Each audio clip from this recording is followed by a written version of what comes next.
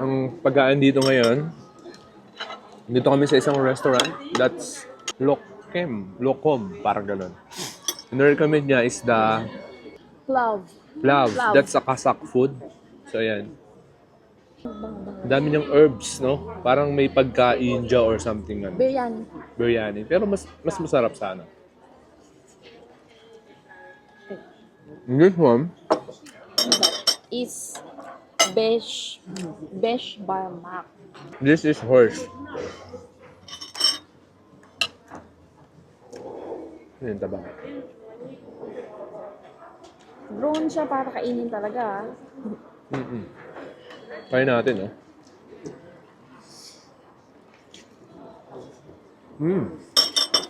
Ang sarap. Ang sarap na. So, meron siyang anglo, di ba, konti? Maamoy mo yung pagka-horse niya. Pero ang sarap. Kumain ng horse.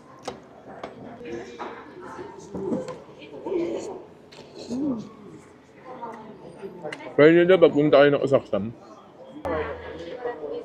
ito lang naman yung looking forward pa nagka-travel kayo. Yung Makatry ng new dish. Yeah.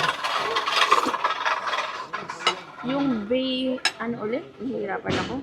Yung Besh Barmak. Kaya guys, Para siyang nilaga. isa pang maganda dito, ang mura ng mga pagkain dito. Yeah? Try nyo mag-travel dito sa Kazakhstan.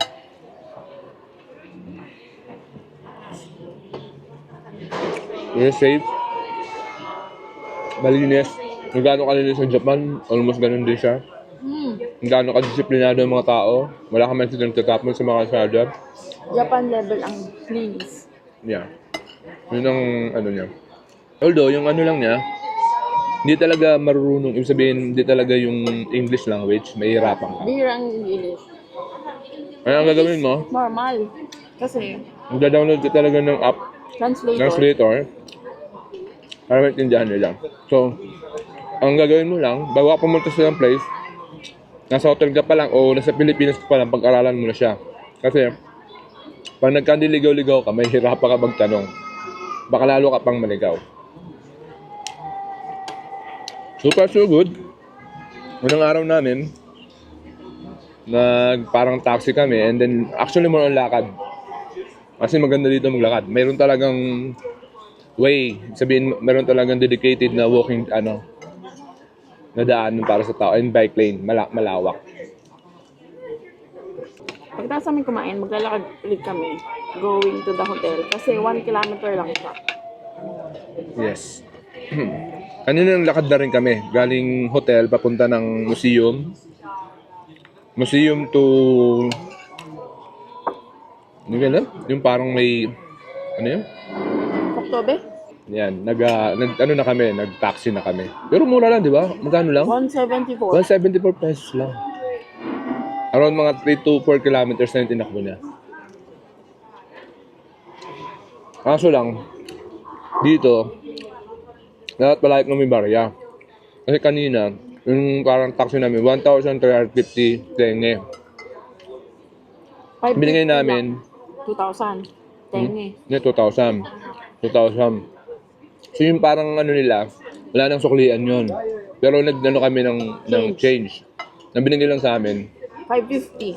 550. So more or less talaga kailangan, kung hanggat maaari, meron ka ditong saktong pambayad kasi wala nang suklian.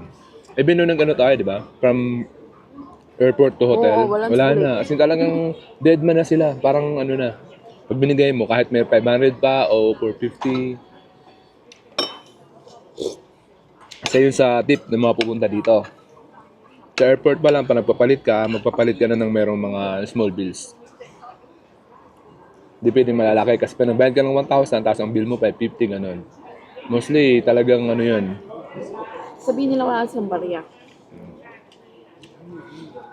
At ang mga taxi dito, karamihan, cash. Just cash naman talaga, no? Parang wala pa tayong mabayarang card. Pwede daw i-link, kaya lang, may mga cases kasi na kahit cancel, charge. Kaya wag daw i-link sa card yung Yandex. Okay, so yun yung mga tip na mabibigay namin sa inyo pagpunta nyo dito sa Kazakhstan.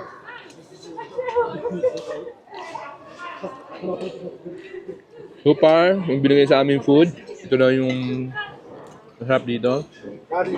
So far, ang sarap. As in talagang magugustuhan. Mas sulit dito sa Kazakhstan mag-travel kasi mas mura yung mga pagkain. Mas sarap ng pagkain.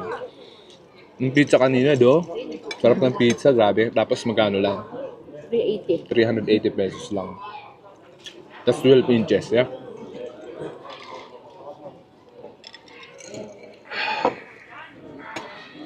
Okay, so kain muna tayo. Kain muna kami. Ito muna yung vlog natin ngayon.